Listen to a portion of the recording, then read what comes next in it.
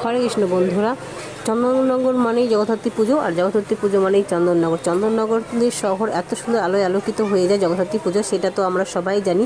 তবে এই বছরও কোনো অংশেই কম না।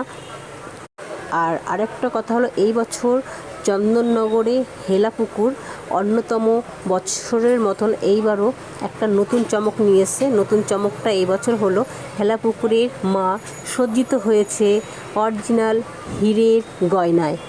হেলাপুকুরের প্যান্ডেলটাও অসাধারণ ছিল।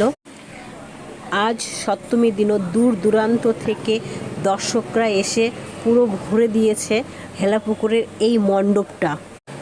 এই মণ্ডপে ভিড় ঠেলে আস্তে আস্তে পৌঁছে গেলাম মায়ের মূর্তির দিকে। মায়ের সেই অপরূপ সাজ, মায়ের সারা শরীর হীরের গয়নায় ঝকঝক করছে।